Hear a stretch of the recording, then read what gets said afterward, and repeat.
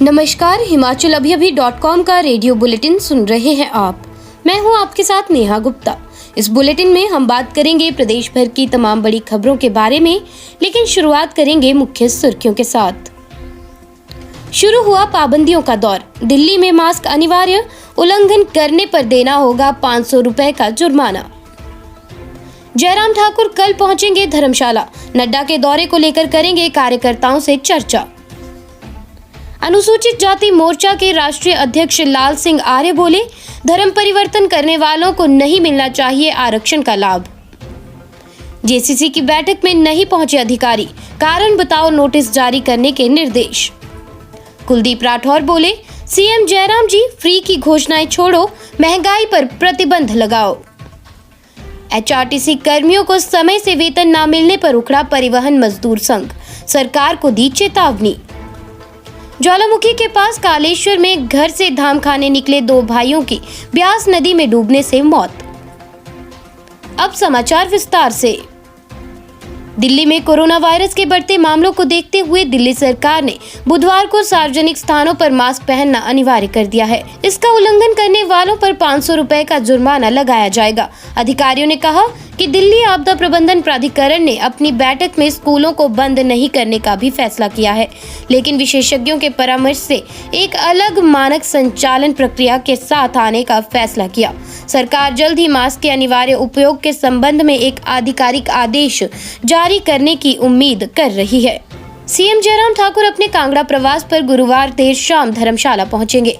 CM का helicopter Shimla से अनाडेल मैदान से शाम 4:30 बजे धर्मशाला के लिए उड़ान भरेगा। वहीं करीब 5:15 बजे सीएम धर्मशाला के पुलिस मैदान पहुंचेंगे। उसके बाद सीएम जयराम ठाकुर धर्मशाला के सर्किट हाउस में लोगों से मिलेंगे और उनकी समस्याओं को भी सुनेंगे। सीएम का रात्रि ठहराव वहीं रहेगा। बीजेपी के राष्ट्रीय अध्यक्ष जगत प्रकाश नड्डा 22 अप्रैल को जिला कांगड़ा पहुंचेंगे और इसको लेकर भी सीएम जयराम ठाकुर बीजेपी कार्यकर्ताओं के साथ बैठक करेंगे। जगत प्रकाश नड्डा के कार्यक्रम की तैयारियों को लेकर भी बीजेपी कार्यकर्ताओं के साथ विचार विमर्श जयराम ठाकुर करेंगे। जो धर्म परिवर्तन कर अन्य धर्मों में जाते हैं, उन्हें आरक्षण का लाभ नहीं मिलना चाहिए। ये बात बीजेपी अनुसूचित जाति मोर्चा के राष्ट्रीय अध्यक्ष लाल सिंह आर्य ने बुधवार को शिमला पहुंचने पर कही। उन्होंने कहा कि पीएम नरेंद्र मोदी के रहते सबका विकास और सबका विश्वास संभव हो पाया है। उन्होंने ये भी कहा कि देश में अधिकतर समय तक कांग्रेस की ही सरकार रही है। वो छुआछूत को समाप्त ही नहीं कर पाई है, जिसके कारण आज भी समाज में छुआछूत जैसी घटनाएं देखने को मिलती हैं। इस प्रकार की घटनाएं समाज में नहीं होनी चाहिए। इसके लिए समाज को मिलकर जागरूक करने की जरूरत है। उन्होंने कहा कि अनुसूचित जाति मोर्चा ने चुनावों को देखते हुए भी रणनीति तैयार की है। हिमाचल प्रदेश में हमीरपुर जिला में डीसी हमीरपुर की अध्यक्षता में जेसीसी की बैठक आयोजित की गई। वर्तमान सरकार के कार्यकाल में जिला स्तर पर आयोजित हुई जेसीसी की ये पहली बैठक थी। बावजूद इसके इस बैठक में कई विभागों के आला अधिकारी मौजूद नहीं हुए, जिस पर डीसी हमीरपुर देवश्वेता बनिक ने नाराजगी जाहिर की और कड़ा संज्ञान लेते हुए बैठक में अनुपस्थित रहे अधिकारियों को कारण बताओ नोटिस जारी करने के निर्देश दिए। इस बैठक में विभिन्न विभागों की तरफ से 50 विभिन्न मांगों पर विस्तृत चर्चा की गई। जल शक्ति विभाग में कार्यरत चतुर्थ श्रेणी कर्मचारियों के नियमित पदोन्नति आदेश जारी करने का भी आग्रह किया गया है। शेष समाचार ब्रेक के बाद। आपके स्वास्थ्य का प्रहरी श्री बालाजी हॉस्पिटल कांगड़ा हिमाचल। हिमाचल की जयराम सरकार एक तरफ फ्री की घोषणाएं कर रही है, तो वहीं दूसरी तरफ हर चीज के दाम बढ़ा रही है। प्रदेश में पेट्रोल डीजल के बाद अब सीमेंट और सरिये के दाम भी बढ़ गए हैं। ये बात आज कांग्रेस प्रदेशाध्यक्ष कुलदीप राठौर ने कही। उन्होंने जयराम सरकार पर सीमेंट कंपनियों को जनता को लूटने की खुली छूट देने के आरोप लगाए।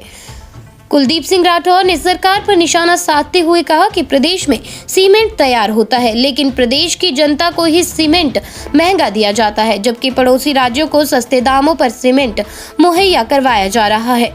सीमेंट कंपनियों पर सरकार का कोई भी नियंत्रण नहीं है। कंपनी मनमर्जी तरीके से दाम बढ़ा देती है। हिमाचल पथ परिवहन निगम में कर्मचारियों को समय पर वेतन नहीं जारी किए जाने पर परिवहन मजदूर संघ के नेताओं ने कड़ा ऐतराज जताया है। बुधवार को हिमाचल पथ परिवहन निगम की ऊना जिला के रामपुर क्षेत्र वर्कशॉप में भारतीय मजदूर संघ से संबंधित परिवहन मजदूर संघ का अधिवेशन आयोजित किया गया। इस मौके पर तमाम मजदूर और कर्मचारी नेताओं ने हिमाचल पथ परिवहन निगम के कर्मचारियों को समय पर वेतन जारी नहीं किए जाने पर कड़ा ऐतराज जताया है। मजदूर कर्मचारी नेताओं ने कहा कि कोविड-19 की परिस्थितियों में भी हिमाचल पथ परिवहन निगम के कर्मचारियों ने साहस दिखाते हुए सेवाएं प्रदान की थी और अब 2 साल तक निर्भीक सेवाओं का कर्मचारियों को परिवहन प्रबंधक द्वारा ये सिला दिया जा रहा है कि कर्मचारियों को समय पर वेतन तक ही नहीं दिया जा रहा। परिवहन मजदूर संघ का कहना है कि आने वाले समय में भी इन मांगों को लेकर सरकार के खिलाफ परिवहन मजदूर संघ जमकर हल्ला बोल करेगा। हिमाचल के कांगड़ा जिला में 2 भाइयों की ब्यास नदी में डूबने से मौत हो गई है। ये दोनों भाई अपने दोस्तों के साथ ब्यास नदी में नहाने उतरे थे।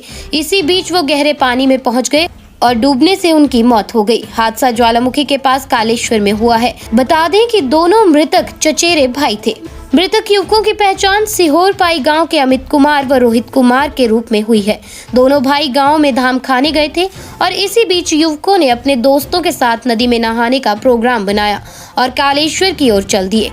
दोनों भाई कालेश्वर में पहले पहुंच गए और अपने दोस्तों का इंतजार किए बिना ही नहाने के लिए ब्यास नदी में उतर गए, जिस दौरान ये हादसा पेश आया है। रेडियो बुलेटिन में आज के लिए बस इतना ही। नमस्कार।